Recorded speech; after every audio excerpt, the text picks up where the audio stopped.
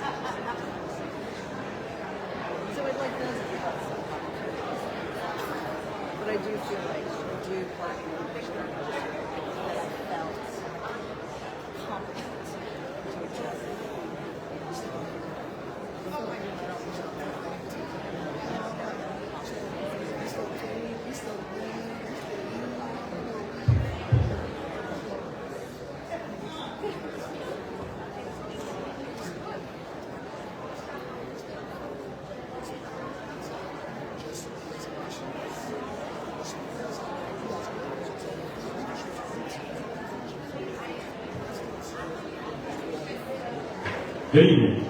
Welcome to tonight's Town Hall event by United States Congressman Paul Thompson. Before we begin, we have some housekeeping remarks to share. In the event of an emergency, please use the nearest emergency exits, which are marked with the exit signs. There's exits on both sides of the stage, and the entrance you came in could also be used to exit. Always listen to the guidance of law enforcement officials if an emergency occurs. Second, please be respectful in your questioning and interactions. Behavior that is unbecoming in a civil discussion will not be encouraged and may result from removal of the venue. Also, there's water available right at the auditorium entrances for both the first floor and the balcony stations. We would also kindly remind you at this point to please silence all of your electronic devices. Also, restrooms are located outside of the auditorium. Once you leave the auditorium, an event staff member will be able to direct you to the nearest restroom. And here's a summary of tonight's program. We will start with some introductory remarks by Congressman Tonko. This will be followed by a session with a moderator who will ask the Congressman pre-submitted questions on behalf of attendees tonight and other community members who are unable to attend tonight or may be viewing via our live stream on Facebook. Lastly, we will have a live Q&A session with questions from you, tonight's live audience. If you have indicated to our check-in staff that you are interested in asking a question, you would have been handed a raffle ticket. If your raffle ticket number is called, you would line up in the mic stand on your floor. The mics are available in the middle aisle on both floors. To respect fellow attendees and their chances of asking a question to Congressman Tonko, we kindly ask that you ask just that, a question, and kindly refrain from making long statements. If you are interested in asking a question and would like a raffle ticket, please visit our check-in table on the first floor now. To respect your time, we anticipate tonight's event ending approximately at 7:45 p.m. In the event that you are unable to ask a question due to time limitations, we ask that you reach out to the Congressman's office via phone, his website, tonko.house.gov, or talk to a member of our event staff who are wearing tags to identify themselves, following which we will be able to give you a thoughtful reply to your question. Thank you for your cooperation, and most importantly, thank you for your presence at tonight's important and timely event. We would also like to take this opportunity to thank the City School District of Albany, specifically the Albany High School, for being a great partner and venue for tonight's event. We kindly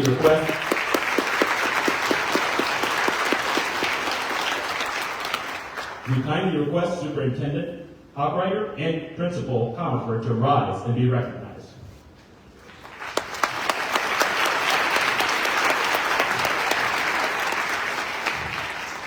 We also ask the Board of Education of the City School District of Albany to rise and be recognized.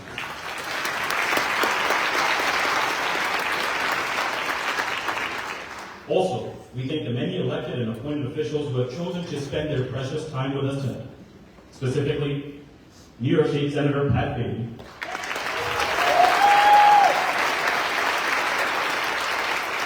New York State Assembly Member Gabriela Romero,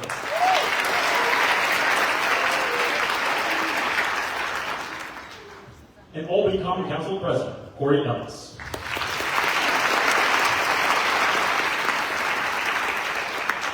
In the event that we may have unfortunately missed an elected or appointed official tonight, we ask you to rise and be recognized by tonight's audience.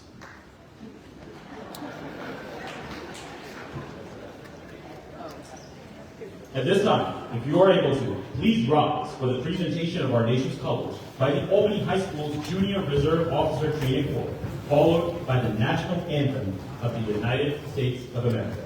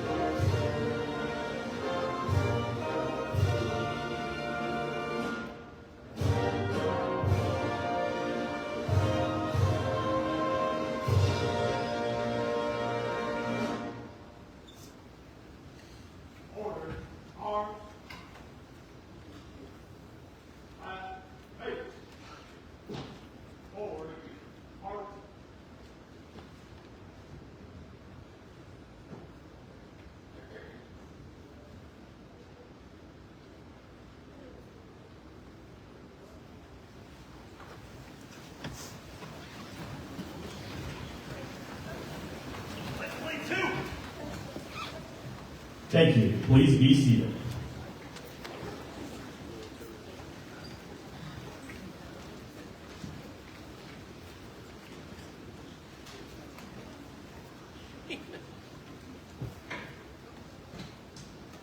Ladies and gentlemen, now, please join us in welcoming to the stage the United States Representative for New York's 20th Congressional District, proudly representing our capital region in the U.S. House of Representatives, our Congressman, Paul Tonko.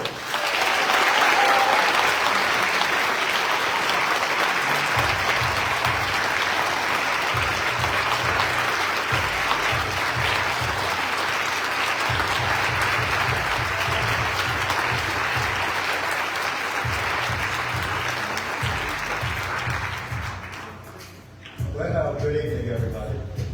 Thank you all for joining in at Town Hall.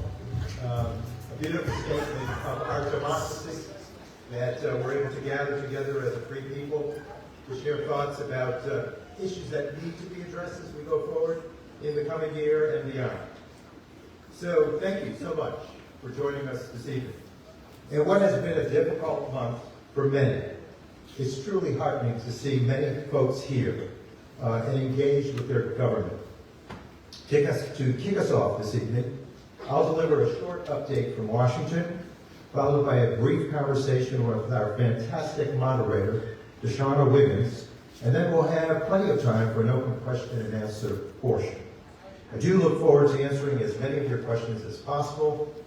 Now, just under a month ago, Donald Trump was inaugurated, our nation's 47th president. On day one of his presidency, instead of working to lower costs like he promised, President Trump delivered a series of sweeping executive orders meant to distract us and divide us while ultimately consolidating power in one person, himself. He pulled us out of the Paris Climate Agreement, making us a global pariah while halting significant renewable energy projects right here at home. He launched violent rhetorical attacks against LGBTQ individuals, and in particular has implemented a government-wide approach attempting to completely erase the existence of the trans community. He pardoned hundreds of violent insurrectionists, many of whom had assaulted police officers, and some of whom had already been charged with new crimes in our community. He even, for some reason, decided to rename the Gulf of Mexico to the Gulf of America. Like a child drawing on a map, he has carried out attacks on science and scientists, censoring research at agencies like the National Science Foundation and the Centers for Disease Control and Prevention, undermining crucial public health work that indeed saves lives. Over the last month, the effects of these and other executive orders have rippled through our federal government, most notably with the empowerment of Elon Musk and his so-called Department of Government Efficiency, or DOGE. Let me be clear at the outset. No one elected Elon Musk to anything.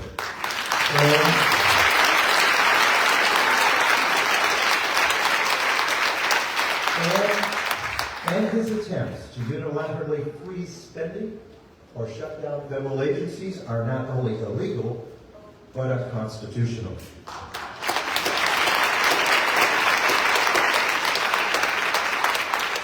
Elon has irreparably harmed our image abroad by dismantling USAID, leaving hundreds of millions of dollars of American medicines and food for the developing world rotting in ports overseas, all to please his business partners in China.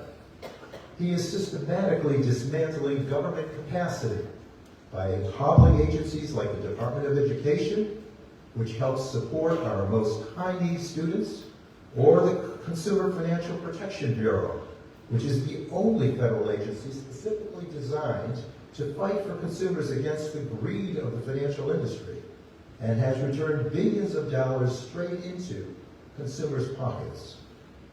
Elon is on a crusade against federal employees, regardless of where they serve, even laying off more than 1,000 from the Department of Veterans Affairs, when we all know of the critical staffing needs that are required to appropriately support our veterans. Why are Elon Musk and Donald Trump doing all of this? They're doing it, I believe, because they want the American people to be distracted, divided, and dismayed. They want us pointing fingers at immigrants, at the LGBTQ community, and fighting over things like DEI in our foreign aid budget, so that we aren't paying attention when they cut core government services, provide massive tax giveaways to the rich, and sell off our state capacity to private corporations. To be clear, this is not just my opinion. They've already written legislation to put this plan into action. I sit on the House Budget Committee, where last week House Republicans unveiled their radical Republican rip-off plan that would cut vital programs like Medicaid and SNAP by some $2 trillion, to bankroll trillions more in giveaways and tax breaks for massive corporations and billionaires like Elon Musk, many of whom are not paying a fair share for the tax liability. Just think about that. Their plan is to take from the poor and give to the rich. The working families of New York's 20th district were promised by this administration that President Trump would focus on lowering their costs on day one. Instead, he's pushing a radical plan that will rip insurance coverage away from millions of people altogether, raise health care and prescription drug costs for millions more, and increase grocery bills for working families, all to give more tax breaks to wealthy donors who simply don't need it. That's just plain wrong, and I will continue to fight this plan with every fiber of my being as it works its way through Congress.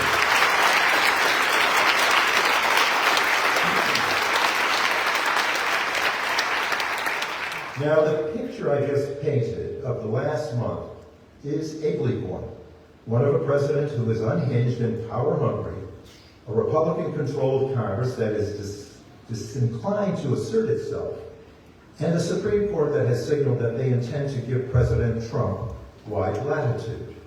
In the face of all of this, it can be easy for people to feel helpless and want to check out from politics altogether. Instead, as I've traveled across the capital region, I've been heartened to hear that our friends and our neighbors are more engaged than ever. And the number one question I've received is, what are you doing to fight back against this terrible agenda? And what can we do to help? Well,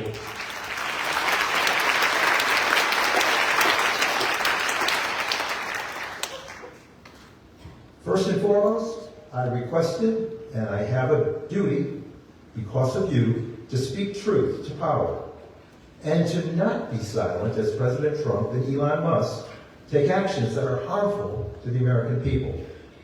To effectively fight back against some of these actions, we have got to continuously educate the public as to what is going on. And I am committed to bearing faithful witness to the actions in Washington, D.C., and reporting back to you. In this vein, I encourage you, if you haven't done so already, to follow me on my social media accounts, including Facebook, Twitter, Instagram, and Blue Sky, with the handle @RepPaulTonko, so that you can hear directly from me responding on these important issues. I also have a weekly email newsletter that you can sign up for on my website at tonto.house.gov. I have created resources on my website to make it clear how federal whistleblowers can be in touch with my office, as well as Know Your Rights page for Capital Region residents to better understand their constitutional rights should they have interactions with folks like immigration officers. Additionally, on the communication front, sometimes to raise the visibility of these issues, we need to take direct action, which is why I've joined with a number of my Democratic colleagues in multiple protests against Musk's illegal actions in Washington, D.C., at the Environmental Protection Agency, at the Department of Education, and at the Consumer Financial Protection Bureau. While we were denied entry to these agencies, we will never be deterred in our fight to protect essential services and shine a light on this administration's abuses of power.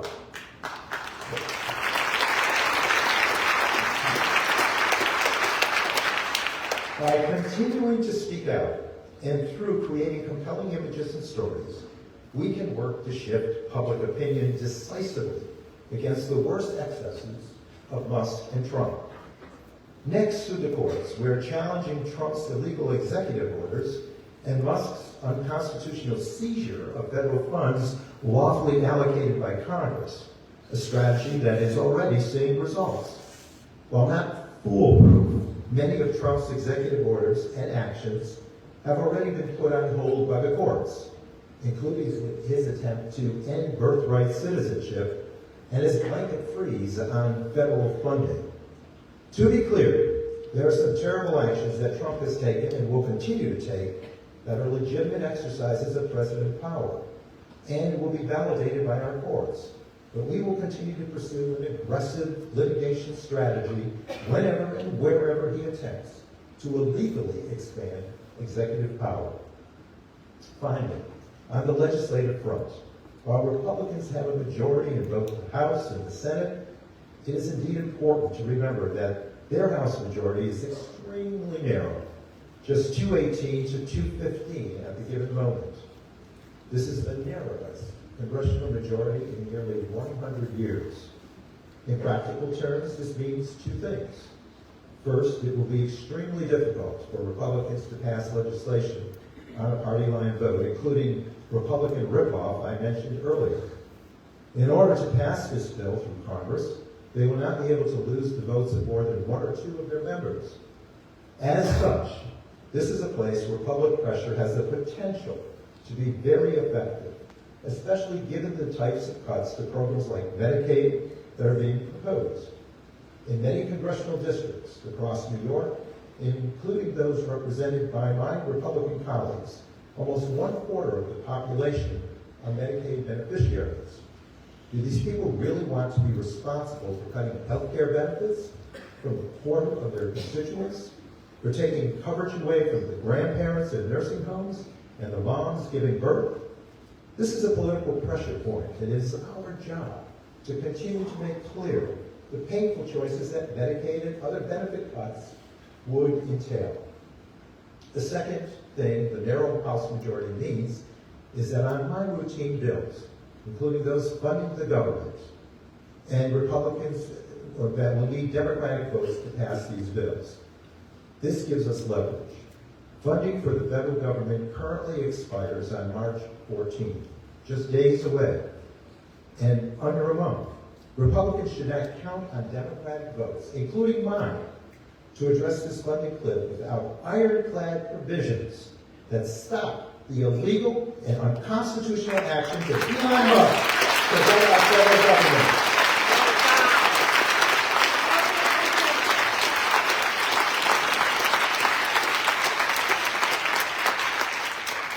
Let me repeat, I will never lend my hand to help Donald Trump and Elon Musk tear down our government and weaken America and homes around the world.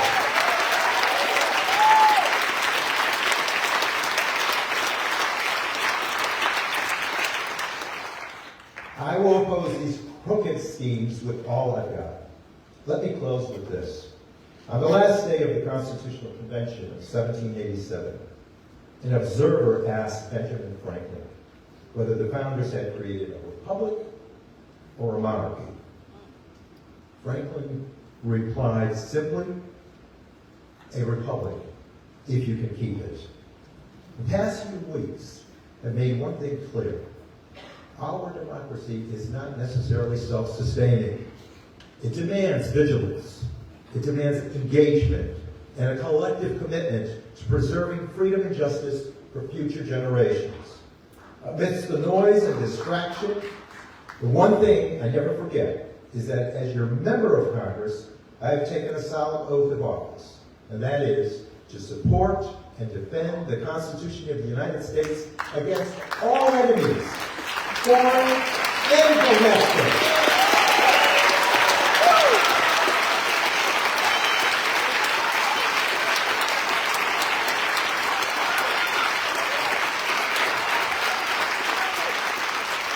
I will never betray that oath I made to you and our country.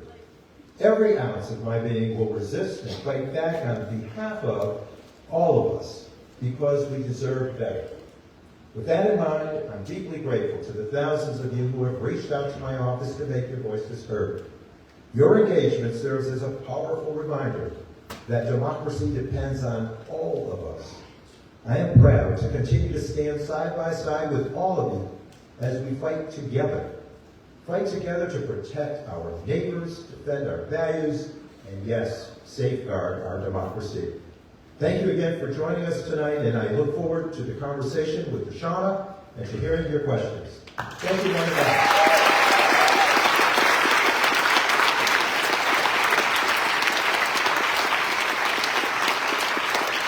At this time, please join us in welcoming the moderator of tonight's discussion and Q&A session, a Capital Region native, CEO of the Albany Black Chamber of Commerce, and a proud Albany High School Falcon. Please give a warm welcome to Ms. Deshauna Wiggins.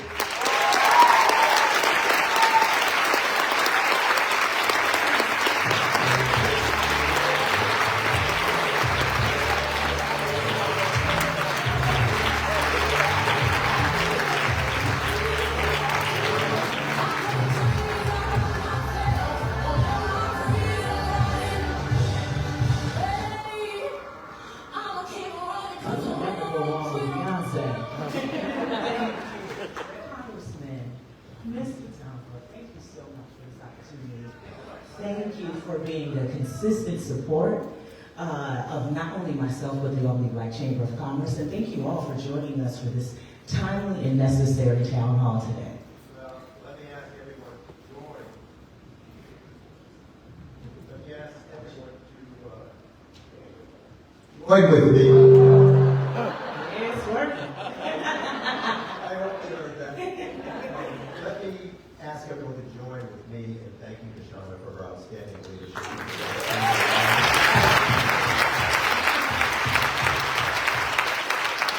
And while I was said in the introduction, but let me also say welcome back home. Yes. Welcome to Albany. Yes. So you're a welcome addition to the leadership squad in this community. So Thank you. It's hometown, and I'm happy to be here, even in the winter. All right, we're going to jump right in. We're not going to waste any more time.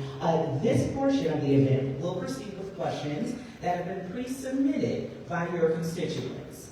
Okay? So I was able to catch a press conference that you did a couple of weeks back. And at that press conference, you discussed what you anticipated hearing at the recent inauguration of President Trump. However, you were met with many other items that were not beneficial to your constituents. So, the first thing that President Trump said that he would do on day one is inflation. Tell me how you think that's going. Now, to the speech, days before, a couple of days before, leaks from the press started to reach home about the overall tone of the speech. It was going to be about healing, building back America, uniting us as a nation. And so my anticipation grew, expectations grew, and then so the crash from that speech was pretty tough, but still giving it some hope. I was believing we would get down to the business of addressing inflation and kitchen table issues like high costs for households. But it turned into a different agenda. It turned into a distraction agenda, one that talked about purchasing Greenland and making Canada a 51st state, renaming the Gulf of Mexico, assuming control of the Panama Canal. It really seemed to be off schedule. And no one talked about these things in the campaign. So I think what we've seen is like the addition of tariffs now. Some on hold with Mexico and Canada, but the China tariff holds. The one on steel is now new. These, I believe, will be paid for by taxpayers, by consumers, and the added cost of doing business as a household will be difficult, and it's only adding to the cost factor. And then a lot of the proposed cuts in the plan that we addressed in the Budget Committee, sorry, I'm trying to avoid the feedback, but all of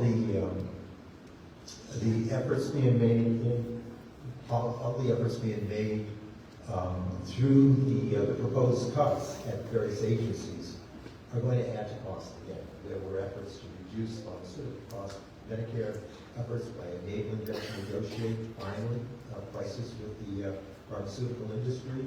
There were efforts to provide stipends for those raising the level of assistance in household income or individual income or healthcare coverage. A number of these things are proposed to be wiped out so that it's really an agenda of increasing costs. Why? Because the cuts that are made to those programs are savings, and those savings cumulatively will go towards paying for a tax cut for the billionaires and donors of the president and corporations that are not paying a fair share or taxes at all. So you mentioned a lot of the action items not being what you anticipated. And I know I've been a part of many conversations about this recent feeling of just it being chaotic. There's a lot of chaos, a lot of confusion with the executive orders and the firing of workers. So what do you expect the long-term effects will be of Trump and Musk cuts on everyday Americans? Long-term, I think what's happening is this development of a culture of fear, of uncertainty. People are frightened. They tell me they're concerned about being able to hold their job as federal workers, or jobs that may percolate through the efforts of federal aid that goes to the organization for which they work. Concerns about added costs for health care, Medicaid cuts that might impact on their loved ones in a nursing home. These are the grants that go to some of the programs out there. Some people brought to my attention that a homeless vets program is totally funded by grants from the federal government. So they're concerned about these impacts that are hurtful and that do not reflect our values, which is a major concern. But the fear, the culture of fear is a real development. And again, achievable results to continue on the path of growing an economy that is an innovation economy, a precision economy, a clean energy economy, was being addressed with workforce development, with investments in the semiconductor, microelectronics industries, that had a ripple effect into the ancillary components of those given sectors of our economy. And to have that now turned around and have these distractions that aren't getting to the core issues is troublesome. But certainly that fear factor is there, and I think it will continue to grow. I couldn't agree with you more. I have, since January, been really involved in my businesses. Those who are members of the chamber are saying, how is this going to affect us? What does this look like? And I often tell them, first, let's breathe, right? We have been through hard times before. This feels a bit unprecedented, though.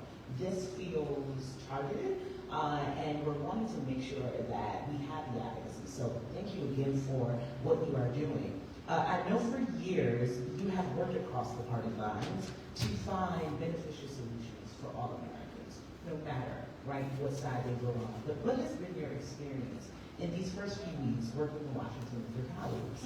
Is it as chaotic as you expected? Is it right on brand? You know, it's, even when I was in the state assembly, it was always my role to get bipartisanship sponsorship. I think it helps with the development of the product, and it certainly enables the passage to be more secure. Now it's very difficult, because I think even folks who are agreeing with situations, like one of the last bills I had in the last session was a Parkinson's, and a common plan to end Parkinson's in America. That includes research components and clinical discussions and development of earlier and better diagnoses and an ultimate cure. And when you look at something like that, you know, I reached out to Gus Philaropoulos, a colleague, a Republican, a friend from the state of Florida, who was impacted as a family with Parkinson's. And we're able to work that thing through, and we each worked our sides of the aisle to really build sponsorship and address leadership's attention.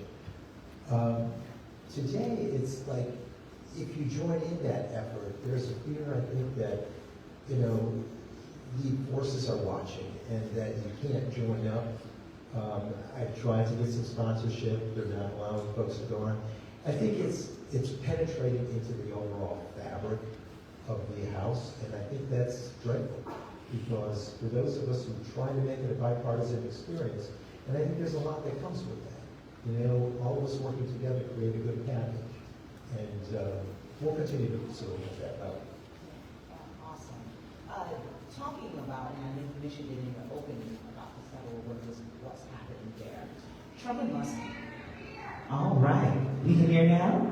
Better? All right, here we go. Trump, because listen, I want to make sure you get it all in, okay? Trump and Musk have gone after federal employees, some of whom have given decades to public service. For those of here, what would you say to these workers who don't know whether to work under an administration that is doing everything to put them out of a job? Well, as management, I consider Congress and the executive branch are managers of the government. And so management needs to respect and treat its employees with fairness. You get what you pay for. You reap what you sow. So I think it's, you know, you always try to be respectful of the people that you're calling upon to be of assistance to. And when you don't do that, I think it's creating an abandoned feeling and a disrespect. And that's not healthy, and it's not helpful. And a lot of the people, when they were given this carte blanche effort to resign now and then get paid until September, which is kind of an awkward proposal because we're paying, the taxpayers paying for empty seats till September. But when you think about that, the people that are most marketable are probably those with the most seniority. And so you're going to have this brain drain and the institutional memory leaving all in one fell swoop, which will make it difficult, I think, for many of the agencies to build up and bulk up as they go forward. So I think, you know, to our partners from federal government as employees, I encourage them to hang in there, because we're going to challenge this. We're going to really do all we can to make certain that it doesn't go forward aggressively, and that we appreciate their work and their input. And I've talked to had a recent discussion, as did Pat Davey, with a person the other day who was just in the process of losing her federal job. And, you know, it's unfair, because I believe she felt they didn't know what she did, and they didn't know about her job performance. And she really submits that what she does is very important. It has a planning aspect to it, so it's an effective guidance to the work that the agency's doing. And her performance records speak for itself. So this is demoralizing. And I just implore the federal employees to hang tough as we fight this We're only 30 days into this, so we're hoping we can fight this real strong. Just 30 days. I mean, so much can happen in a day, but we did not anticipate this, did we? But thank you so much for the advocacy that you're doing and working for us and with us on that. We have to protect our employees. And to your point about the plan, right? If folks don't know and have that seniority there, embedded in there, then how will that information be passed along, right? And unfortunately, we won't feel the ramifications until after that term is over. So again, thank you for all your efforts there. My pleasure. We're going to go to the last one. So now we'd like to go into the final and most important portion of tonight's evening, and that is to have directly answers to your questions from all of you who joined us tonight. So if you have your bathroom tickets, take them out now. As mentioned earlier, to ensure fairness in who we can ask questions in the limited time we have, to start with, I will be calling out 6 raffle ticket numbers at a time from this basket. If your ticket is called, please go to the mic in the middle aisle on your respective floor. So if you are on this level floor, it is right here in the middle. If you are on the second floor, also right in the middle, in front of the media booth. We will continue this rotation until we have time tonight. If you're in the balcony section, there will be someone in the event staff who will bring you a microphone as well. Just a kind reminder, please only ask a 1 to 2 sentence question. Now, we know some questions require context, right? But we want that context to be brief so that we can give you a thorough answer and also get to the other important questions. Can we all do that tonight? All right, awesome. All right, I will call out those 6 numbers. I'll keep them handy.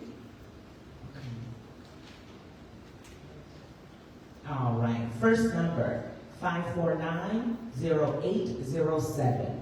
I'll read it again, 549-0807. Second number, 549-0815. 549-0815. Third, 549-0775. 549-0775. Fourth number, 549-0713. 549-0713. Fifth number, 549-0736. 549-0736. Last number, 549-0687. That again is 549-0687. We will start. Sure, all of them? 549-0687 is the last number. All right, we will start with the first question, ticket number 549-0807.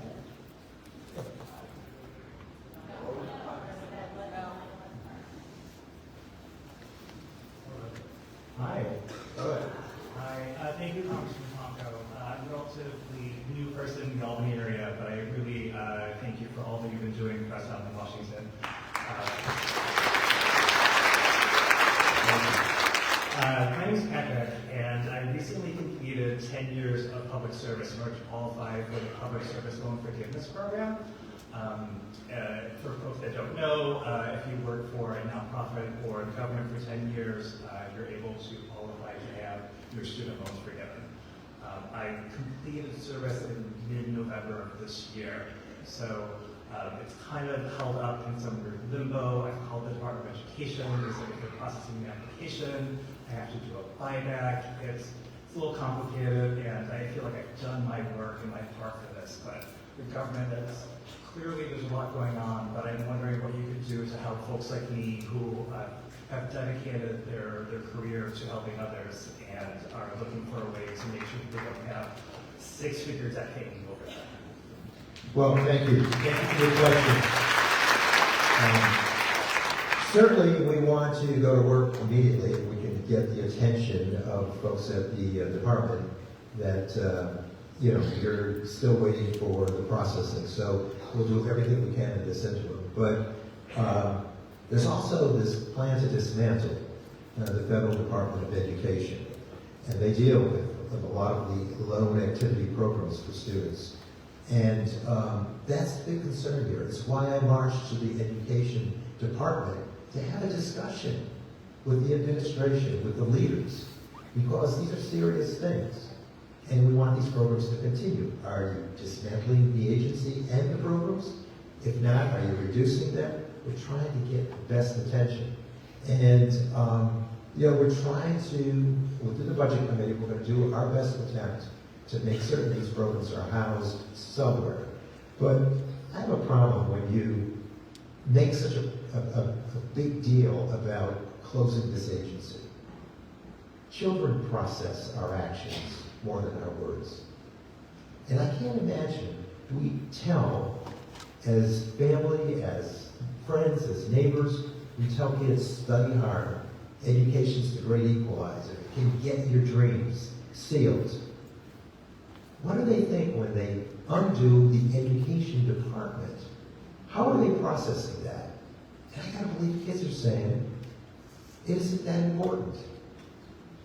When I walk into Albany High and look at this tremendous infrastructure, there's a loftiness. And so the kids buy into the loftiness of education. And it raises their expectations of them. And so we need to be cognizant of that. We're cutting into an agency that makes a great statement. I can't believe what President Carter would be thinking if he were still with us. They wrote that agency into law so that we can highly prioritize it and to make certain that issues of education were addressed. And we're working our best to develop the workforce of the future. So we're going to work hard to save those programs because I believe those loan programs, the loan forgiveness activities are great. They inspire people to be drawn into public service and enable them to share their talents and their passions. So thank you.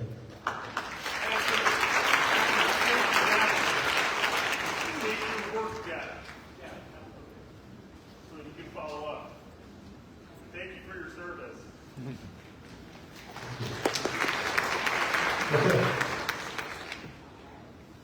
We have next ticket number 5490815. That's right. I'm Elizabeth Martin. I'm the CEO for Human Resources, and we're friends with you. So for those that don't know, we provide disability support services for people with disabilities in this whole region. In your congressional district alone, there's about 1,000 people we either are supporting or we're employing. In your district alone, there's about 20 of us in your district. So that just gives a sense of the economic impact. And my question is more about Medicaid. That $880 billion is just reckless, and that they want to cut. And Medicaid programs, not only about the goodness of the need for health care and disability services and that, the stuff that pulls at your heartstring, is an economic force. We create jobs. We help people with disabilities get jobs and keep jobs. And cuts that big are not going to just affect blue states, they're going to affect the red states and everything. And I'm just kind of wondering if, for Republicans, there's only a couple we need, are any of these kinds of concepts of the economic impact, it's going to hurt their constituency too. Are you hearing any sense that someone that's breaking through? Yeah, I think, when you have discussion, people understand the impact of these programs, the importance of them, the dignity that comes with that investment, the opportunity to express their abilities, even with being labeled disabled. Ironically, just as in the first question, the Department of Education deals with a lot of the programming for the disabled. And so it's another risk out there to another community, a population of our community that require our respect. So the 880, I'll make it more painful, 880 billion that is given to energy and commerce, on which I sit, is the largest allocation. It's the reconciliation process. They take the cuts of 4.5 trillion and they dish them out to various committees. So we have the largest slice. I talked to some of the folks there on the committee in a bipartisan way, and already the leadership is indicating it's going to go all toward Medicaid. Because we deal with energy and environment, commerce, international and national, and health, including mental health. They're going to do it all towards Medicaid. It's like, why? I mean, these are really thoughtful programs that again address everything from a mom giving birth to a newborn to our parents in nursing homes in their final months and years. And what happens if you destroy those programs? Talking about cutting the rate of reimbursement to the states as part of that $880 billion, undoing stipends that go towards an assistance to pay for healthcare insurance. If we don't have those, we're going to have sicker individuals that are going to end up costing someone more. So again, we need to do this with a scalpel, not this cleaver that has been tossed at the government. I think that we all want efficiency. We want to work toward it, but let's do smart outcomes, not arbitrary cuts across the board, pell-mell cuts. That is not thoughtful enough, and we're going to hurt people in the process, and we're going to destroy efforts for which people fought for decades. And it's just going to go backward, and I don't think we should go backward. Just work on those efficiencies without destroying the programs. Thank you. Our next number is 5490775.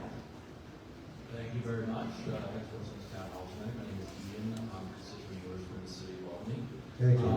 I just have to tell you quickly, this is the first time I've been at a raffle for having the mic, and I'm finding it interesting to watch it work.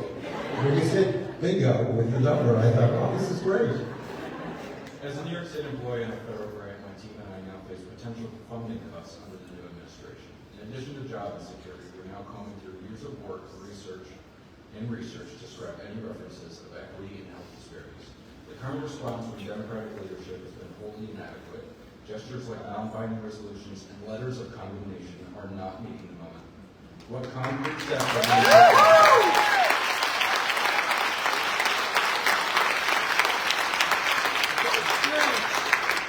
What concrete steps are being taken to protect federally funded civil service employees that you represent? Something other than hanging there would be appreciated. Okay. I heard you correctly. Are you working in areas of research or? I work for the New York State Department of Health. And you're what? New York State Department of Health, I'm funded through HRSA. Okay. Okay. Yeah. So all these cuts again are what we want to fight. We have tried to do hearings on these proposed cuts. The request has been denied because we're lacking the votes. The same is true with trying to institute the bills right now. My hope is that as we get into these discussions and we build the popular support against these cuts, which I think we can do, it begins with efforts like this to inform the public and encourage the public to join together. All of us working together will be helpful.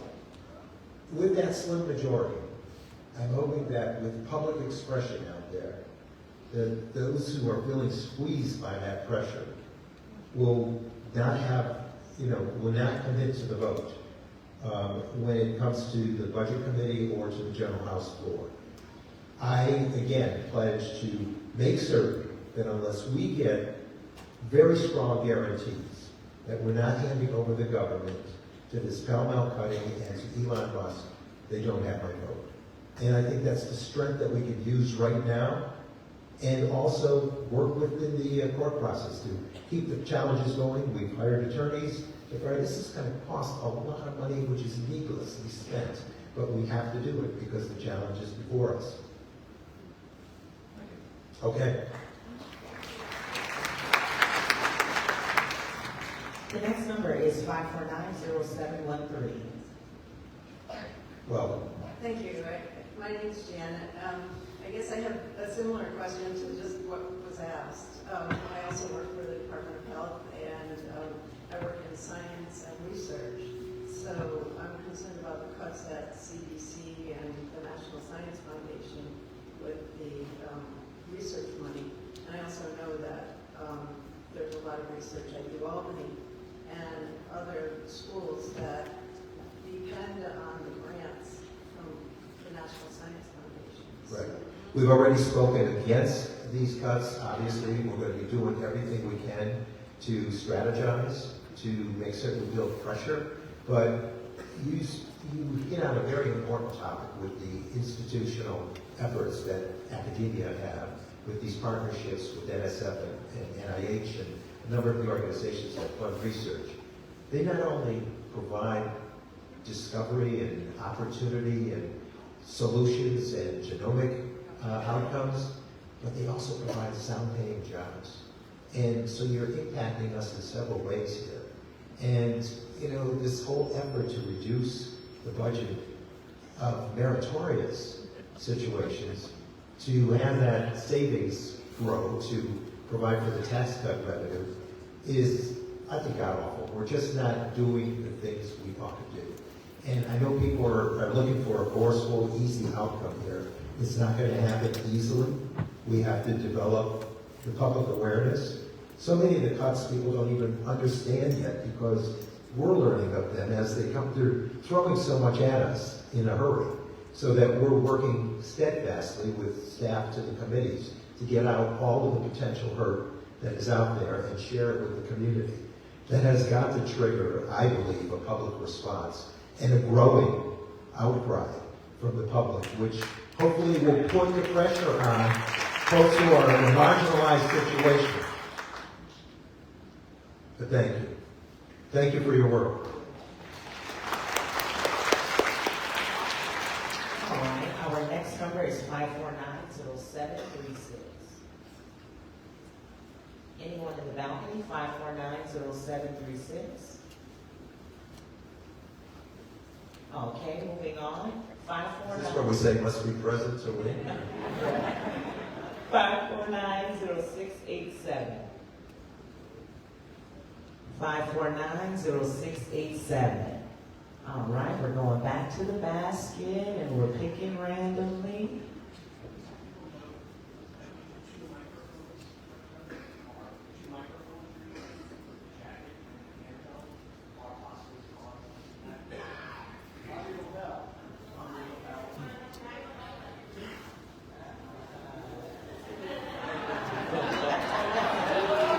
Thank you. We'll see if it works. All right, yeah, you get 5490790. 5490790. Going once, twice, we're, all right, we're coming up. All right, while that person is coming, I picked these right next to each other. 5490791. 0791, all right. You can come on up, yeah? You all will be our last two, thank you. Welcome. Thank you. So my question is, how do we change the narrative? My name is Linda, by the way. How do we change the narrative that the government is this huge waste, source of waste and abuse and fraud? Because I think the people who are supporting this believe that. And yet what we're hearing is people are doing important work. So I guess, how do we get that story out? Yeah, I think there's, ample evidence. There's ample evidence for a number of these programs. We can talk about the impact on family budget, growth of jobs. I'm thinking of like the Inflation Reduction Act, and the CHIPS and Science Act. And we're talking about 400,000 new jobs in an emerging industry that is globally competitive.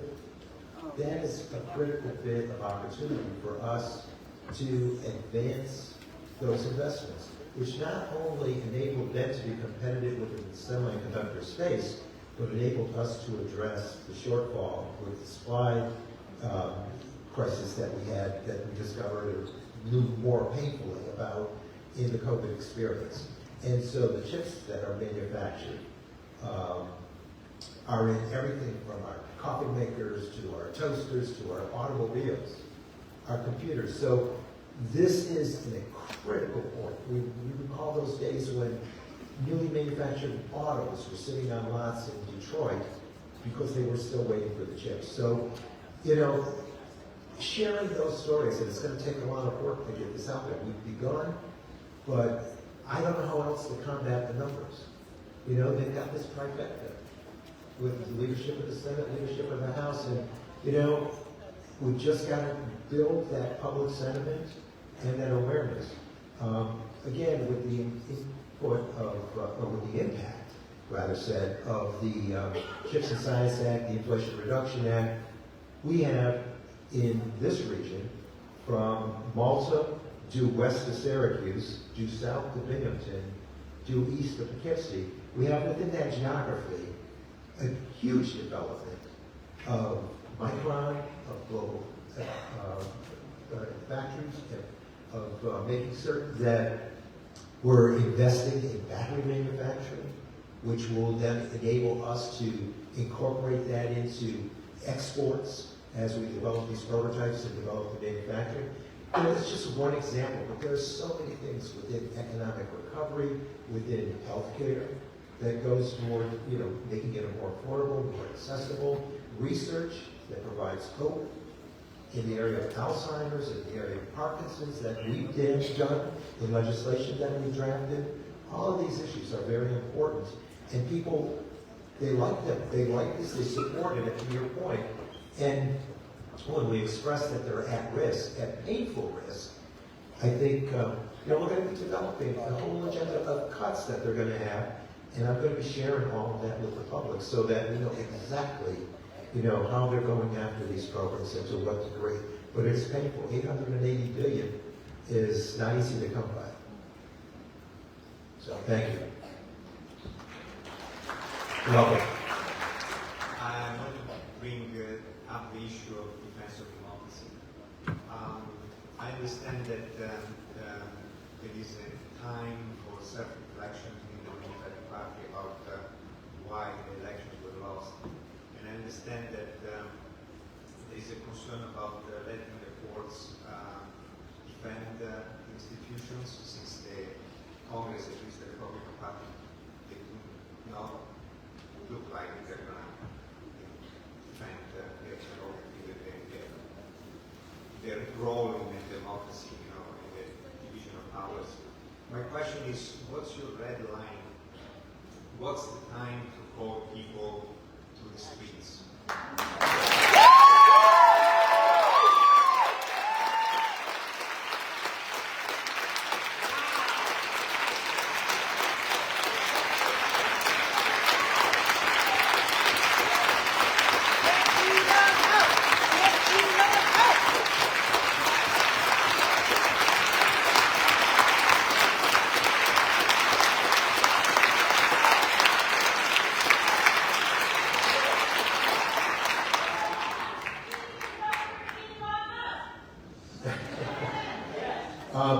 When is the time? It's always the appropriate time. Yesterday when we were at the rally, yesterday at the Capitol steps, the chant, what does democracy look like? This is what democracy looks like. Tons of people demanding that these cuts not be done, demanding that not be just routinely dismissed, you know, arbitrarily decided upon, no work, no accounting or auditing of the programs, just having a person without having been, you know, Voted in. having been voted in, or having a background check, and assigned to a post agency. I mean, this is the frustration that is acknowledged now by so many groups. You saw it on President's Day. There was this rally across the country at several cities and growing in numbers. And so this is the public sentiment that I believe will bring to the core that pressure on those who are going to submit to this Trump pressure to pass this budget and do it the way he wants to. There's a reason our founders put together 3 distinct branches of government. We're to be checks and balances on each other. And when you don't have that, when you circumvent Congress, when you're dealing with cuts to a ghost agency without an elected official heading the gear, and with people who are working there that have tweeted online about racism and about all sorts of negative activity, I worry that we put this in the hands of those who really don't have a sensitivity or an awareness of what they're doing. And so we need to make certain that we fill the voices, raise the voices, stand up, speak up, and show up and make a difference. And I'm with you in that march. Thank you.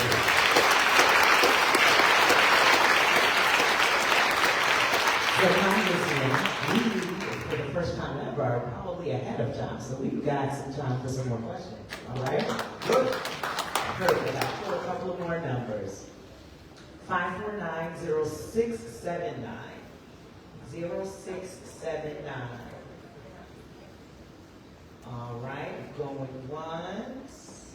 It's gone. All right. Next number, 549-0728. All right. And I'll call one more number as this one comes, I believe. 549-0760. 0760. All right, that one is gone. 549-0753. 0753. All right. Go ahead. Welcome. Whoops. I'll just bend over. Thank you. There we go. Okay, thank you for your efforts to resist what Trump and Musk are doing. Really appreciate it. My question goes for the future, and I think you support people hitting the streets, which I support too. But the issue is we have to change the electoral balance in Congress and the Senate in 2 years. And we, overall in the nation, there was not a majority of people, but very small, elected Trump. How are you and how the fellow Democrats going to put forward a message that will win over those people who should be supporting that message? It didn't work. It needs to change. How are you going to get the message across so people like you and throughout the nation get elected in 2 years?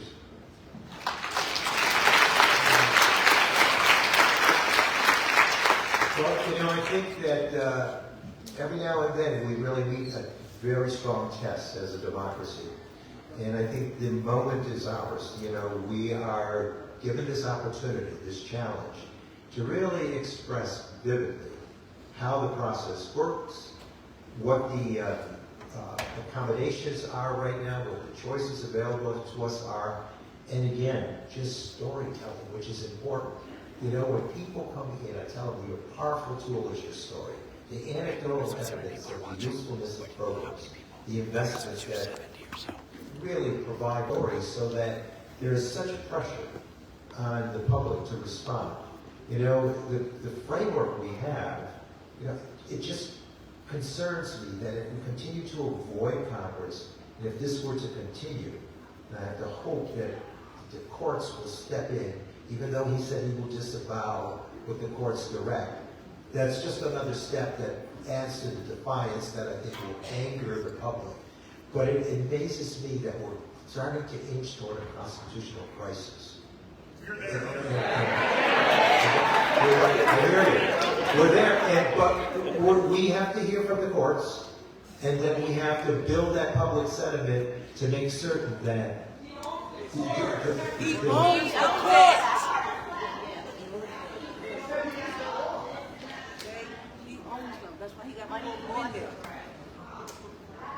We are hoping that with the legislative branch getting tighter and tighter in our House, that with the sentiments that are built, and with hearings that I'm going to push that we have. So far, we haven't been successful, but we're 30 days in. We need to make certain that there's public information exchange and that we're getting out information galore and posting that daily so that people are aware. Thank you. It's asymmetrical what's happening right now. I'm sorry, I don't mean to interrupt, but I feel a duty to warn Congressman Taco. So, my name is Michael Dickerson. I teach law and gov at Albany High School. I've been behind you at Broadview. I've been behind you at Stewart, so I know you're a good person. I shop at those places, and I'm proud to go there. I am. Let it be heard. We're going to retain order. We're going to retain order. We'll definitely have some time for you to speak directly to the Congressman right after, okay? And she's giving you a picture.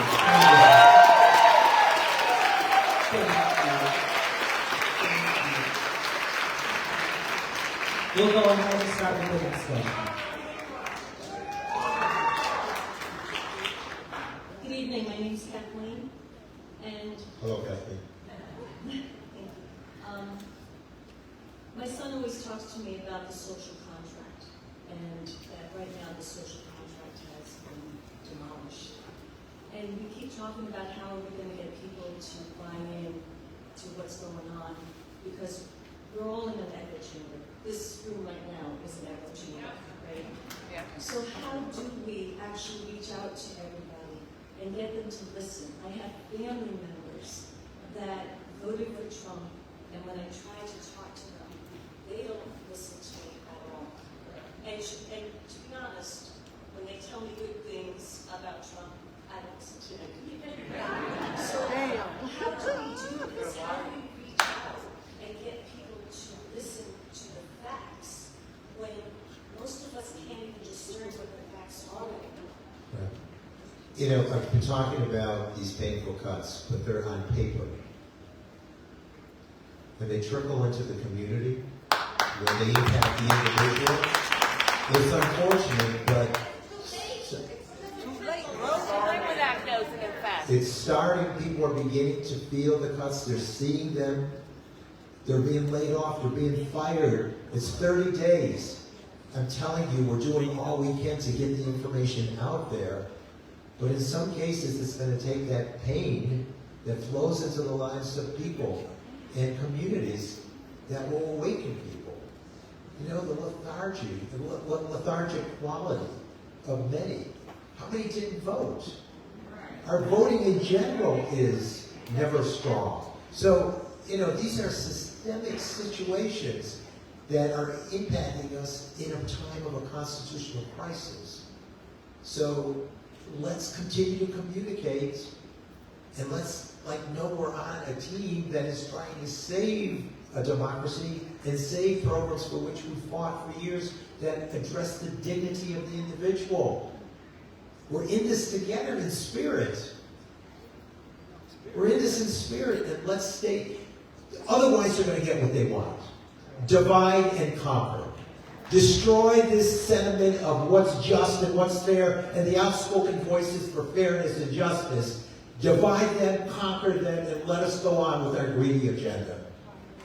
We're going to make them the winner if we don't stay united in our efforts to raise our voices and raise the information awareness and show people what these cuts are about. You know, I asked to go on the budget committee. I just got on days ago. I pleaded with my leadership to get on the budget committee because I want to fight this tooth and nail. I want to fight it tooth and nail.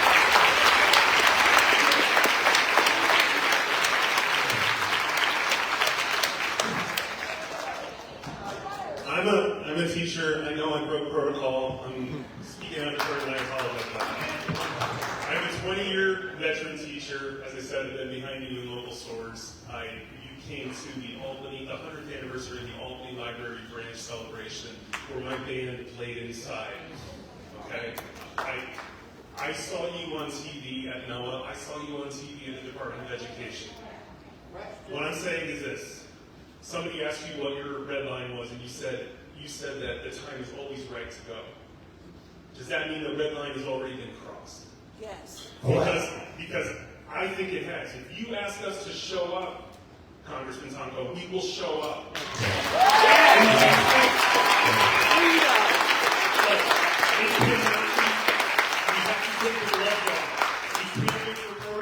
They're not playing by the rules. We have to take it to them. When I saw you at those places, when I saw you next to Maxine Waters, again, I'm so proud that my representative was on the front line, right there. But I thought about Jimmy Carter, and I thought about John Lewis. And I know what John Lewis would have done. He would have gotten arrested that day. That's right. Make them outlaw you. We will stand behind you. We will be there with you. I will get arrested with you.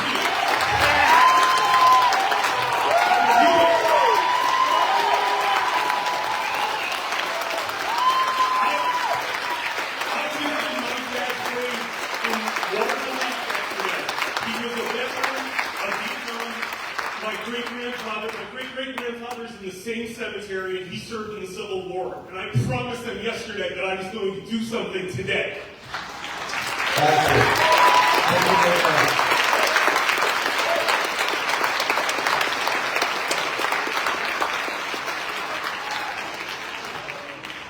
I got your ticket. So the big winner of the night, 2 tickets. I'm also a teacher.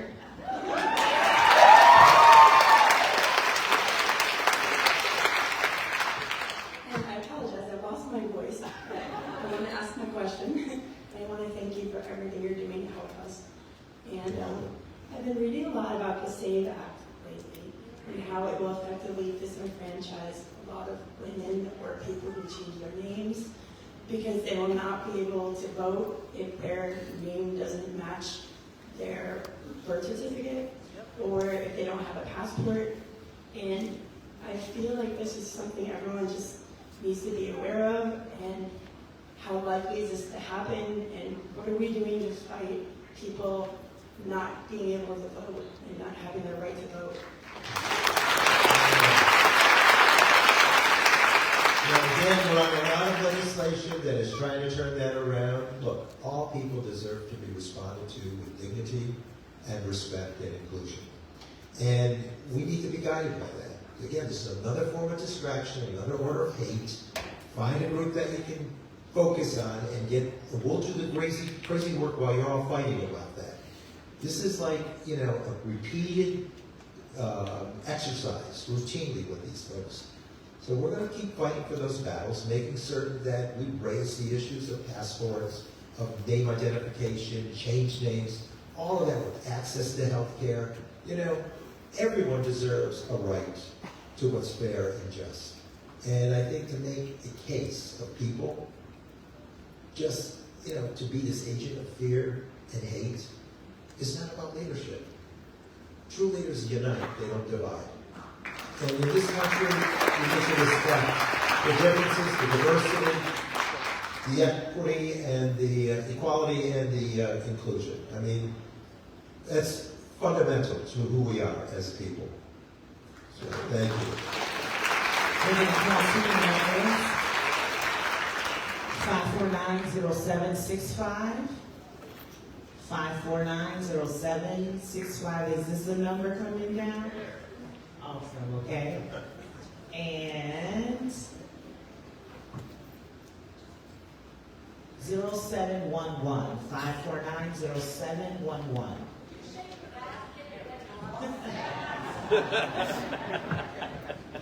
Is that up there? Oh, shake it up. Give me a number, so let me call it. We're rigging the system. Still fight fair, right? Elon did it. We'll take that last one, young person. Come on up.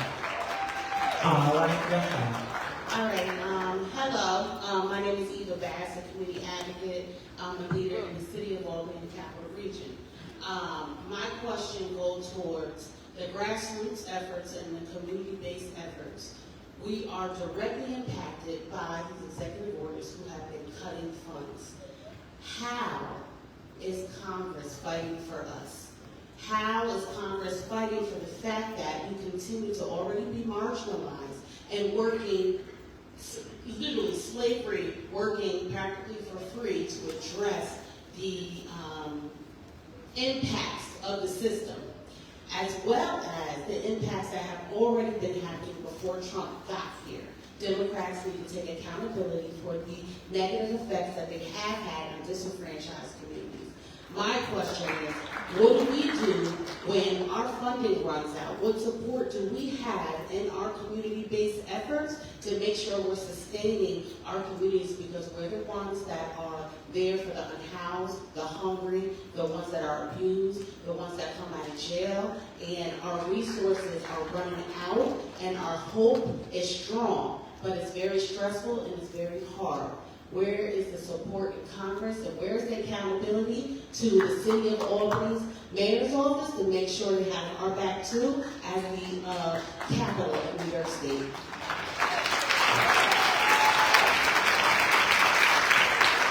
First, I appreciate the service you're providing for some of the most marginalized in our society. And it's those faces and those stories that I'm aware of that mobilize me to go out there and work with my colleagues to get the attorney team to go after the illegality or the unconstitutionality of these executive orders. You know, as they're flying at us in numerous quantity, we're going through and looking at all these and prioritizing what we can probably win. And, you know, there have been some stays already. The natural, you know, the birthright issue with Article 14 and some of the other slashes to all grants, you know, putting a stay on that. But just the stay is painful, as you're acknowledging in your question. People are losing resources while we're fighting the court battle. But, you know, this is his way of governing, and walked away from the whole pledge of the campaign to reduce costs for families and to address inflation. None of that's being addressed. We're talking about all these other things, which weren't even mentioned during the campaign. So, trust me, we are working on these issues. We're getting the best legal minds we can, constitutional lawyers that are tops in their trade, but it's taken a while to build a case, and hoping that we can win a lot of these. It takes money too. We all need to give money to the DNC, the DCC to help make them stronger with boots on the ground and more lawyers and more infrastructure. Woo! Thank you, but also please hold accountable the capital of New York State. Our mayor's office, our local entities need to make sure that they are properly supporting and advocating for the direct efforts that are happening in their community. Albany is not okay.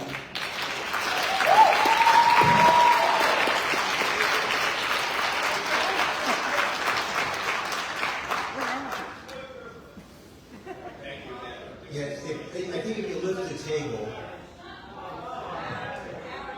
there you go. Thank you. For our next question.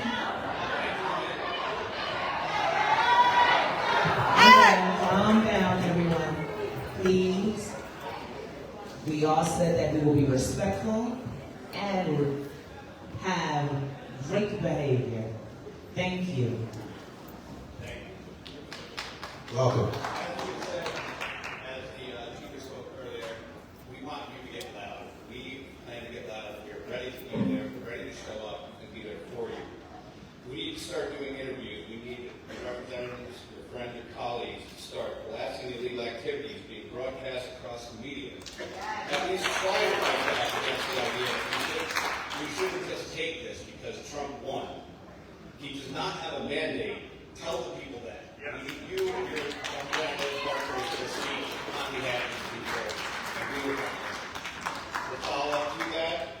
that many believe the Democratic Party failed to connect with constituents on why to use social media, while Trump leveraged the technology much more effectively. Do Democratic leaders acknowledge this shortcoming, and what do they plan to do to improve digital engagement for organizing now and in future elections?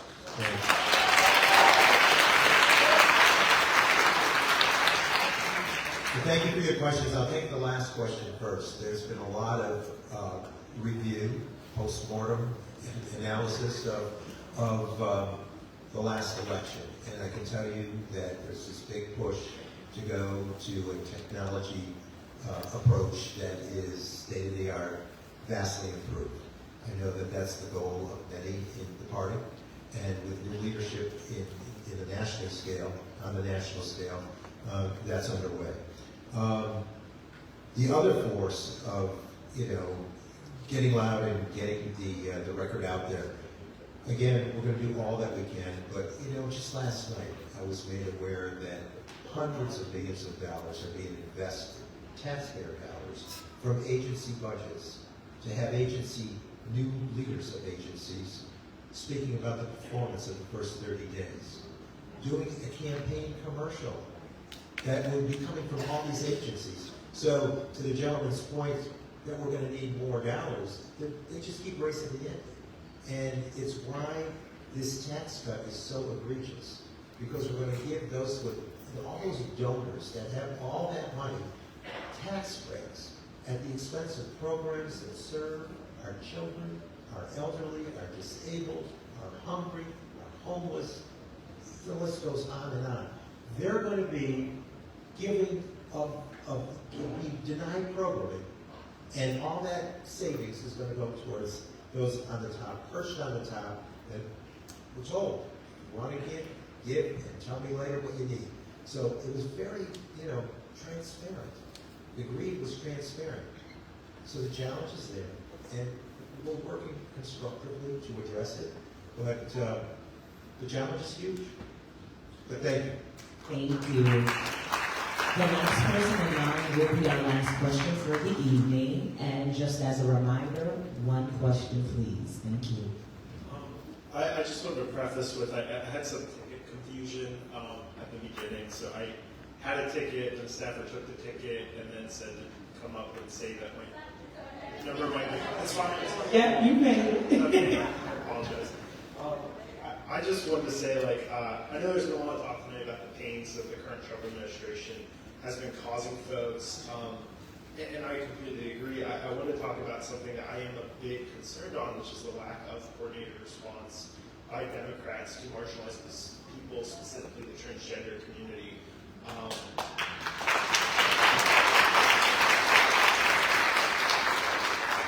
a transgender woman, and I want to advocate for myself and my community. I reached out a while ago to your office, Representative Congo, about the harm and mistreatment on Republican colleagues, to Representative-elect McBride, as well as the harm that a bill that you yourself did sign, or did vote yes for, which was the National Defense Authorization Act that banned trans youth from receiving health care under TRICARE. And I have many youth on TRICARE, so it's a very personal thing for me. And I remember that you said it was an accidental yes vote. But I was just wondering how can things like that happen? And I know that there's been a lot of talk about red lines, and where will that red line be for transgender folks in our community? And I just want to know, I know there's a lot of great talking points about what should happen and what kind of bills can happen. But what are specific things that Democrats can do, specific, tangible things that they can do to protect trans people? But we're really scared right now.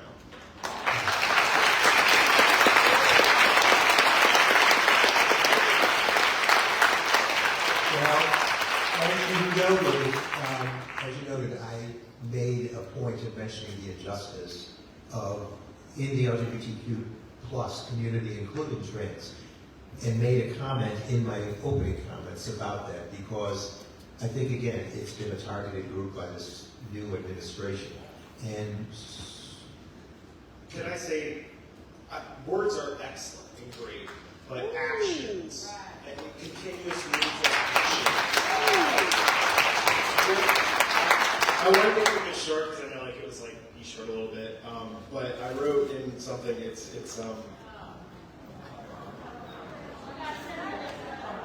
I apologize. I was just saying allyship is important for continuous action. I think there's a overlap of the two. I think words and action can oftentimes be a solution. I've gone to the floor, to the House floor, where C-SPAN covers, and I've shared my sentiments about fairness. Did my speech, public speech, from the well of the House floor about the injustice to the trans community. I think that you might call that words, but I think it's also action, because it's informing people and mobilizing people that will understand that this injustice is occurring. They don't see what's happening with passports. They don't see what's happening with access to health care. They don't see all of the work that's being done in the negative. We're trying to combat that with legislation, with communicating to the public, and taking it to the community to address it also. So thank you. Thank you. Can we do 3 more people?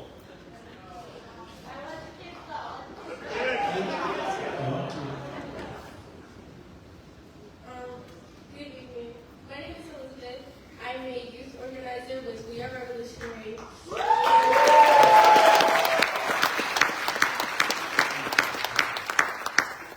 My question here is, what policies or funding opportunities are you supporting to expand alternatives to youth incarceration, such as restorative justice programs, youth diversion initiatives, and community-based support systems? I'm a particular fan of the last one, of community-based organizations. We've been working with many of the national groups to make a difference and to join with them collectively to advance policy that will address those program opportunities. So Elizabeth, there are other things that obviously you probably want to see us do, and you should communicate that with our office, because we're, here in Albany, we have a district office and easily accessible. So, thank you.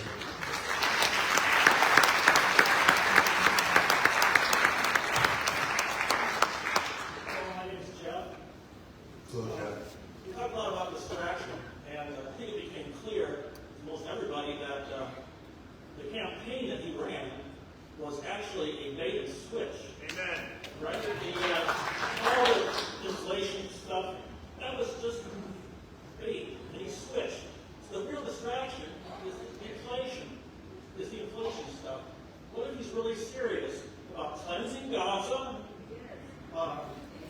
and taking over Panama? They're outrunning us Democrats.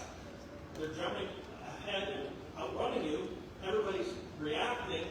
My question is, do you have a plan with your colleagues in the House to jump down? Is there an imagination here that what they're going to do next, and you're ready to react instead of react? I think our plan of action is to submit to the will of the voters in the last election. It's about rising costs, it's about inflation, it's about affordability, accessibility for health care, and we're putting out our effort, we're putting out the notices, the papers, what our agenda is, and what we stand for. The people need to see the contrast too. We can't just be about attacking this administration. We have to show what we stand for, and it's about those issues of cutting costs. I'll tell you, I introduced an amendment that was denied at the Budget Committee meeting. We're going to continue to push it. We tried to get insulin capped at $35 for the entire population. The Republicans would only allow us, and that was a big fight, to do it for Medicare eligible. My amendment would make $35 insulin as a cap for everyone. There are many people who are in very young age groups that are impacted by that rising cost. So this is what we're going to do. We're going to keep put the efforts out there on the table. If they're rejected, we're going to keep growing the public awareness. So. Anything about advanced running down? Anything about, Anything about preparing for their next move so that you're prepared to react immediately rather than just react? well, a lot of it, we don't know what the move is. You know, this is like a chess game. They're hard to figure out. I mean, who would have imagined that we're going to rename the Gulf of Mexico? I mean, if I went into caucus and said, I have an idea, we should just be ahead of the step to rename the Gulf of Mexico. It's like they'd say, where'd you get that from? I mean, this is so foolish what they're doing. Yeah. Okay, thank you. Thank you. Just to reiterate, our last question will be the young lady with the pink scarf on. Thank you. Unfortunately, we have to wrap up. Yep, we have to wrap up. Good evening, Congressman Tonko, and good evening to the moderator as well. I thank you once again for being part of this. My question happens to be about medication and vaccines. I'm worried about Trump, I'm worried about Elon Musk, but I'm also worried about Robert Kennedy Jr.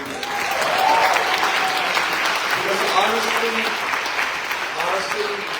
I am not really happy with the guy with a worm in his brain who thinks that all medications should be covered by raw milk and sheep cleaner when we've gone through, in the first Trump administration, we lost 1 million people to COVID-19 before they could find anything to protect us. Now we're seeing reports of, in West Texas, measles. In Kansas, we're seeing tuberculosis. I'm waiting for the first reports of smallpox and something else to come from the 19th century to come back to haunt us.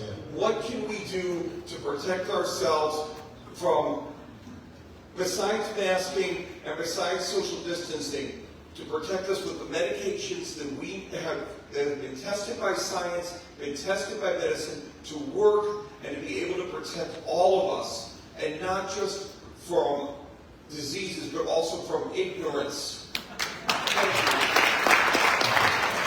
You know, it does begin with a sound cabinet, and there are so many people that are just not qualified to serve as cabinet. And that includes Mr. Kennedy, who, you know, with his vaccine frightening agenda, you know, I was thinking as you were asking your question about that town in Texas, where there are 49 cases of measles in what is an under-vaccinated population because they bought into his message.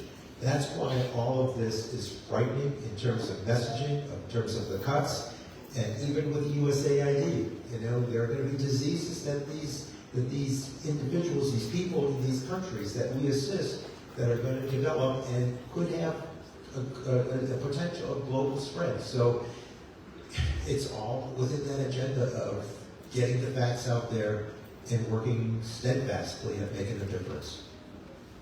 Thank you.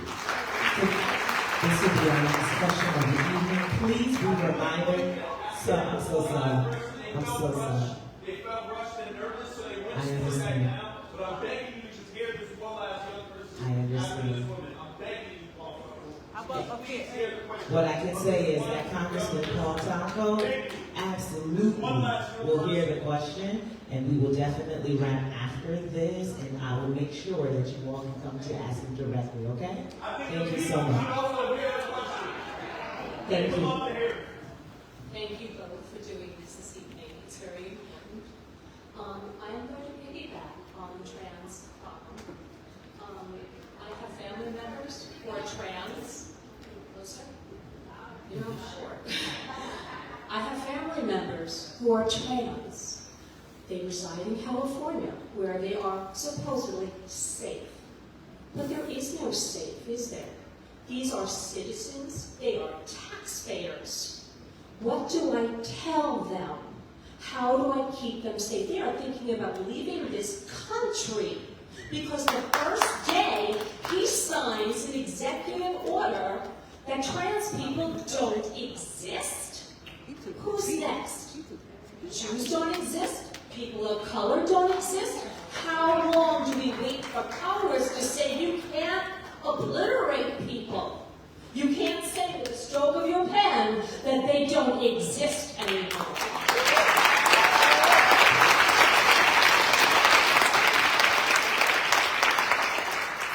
Again, we've spoken out, you know, I need my colleagues to do that. I need especially my Republican colleagues to step up to their leader of their party. It's not working. we need to raise the issue over and over again and add to the voices. And, I think it's, a fundamental bit of justice and dignity that's being avoided by the president toward the community.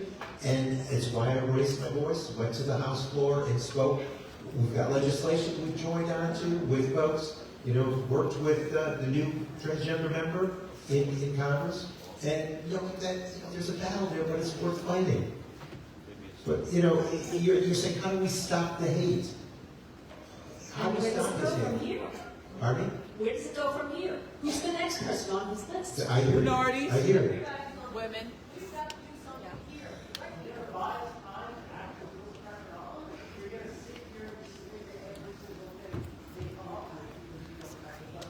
You're playing chess when it's a street fight. Yeah. We need to change our tactics. I agree with everybody. Thank you so much for being here. Thank you so much. Thank you all for joining us for this.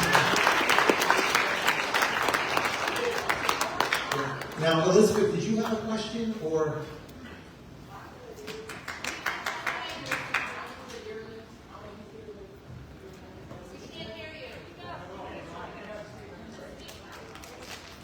Raise the table. It will raise the mic.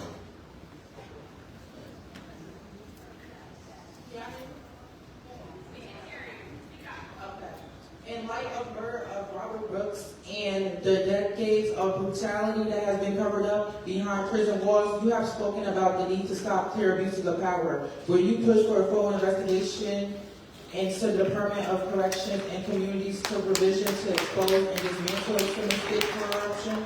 Albany native Amit Nixon and Robert Brooks deserve justice. How will you ensure from your position it is served? Any injustice like that, any heinous crime like that deserves to be investigated. So we stand behind you. But how will you do your part? You're talking about a state board of corrections? Right. So reaching out to the state to do their thing, obviously.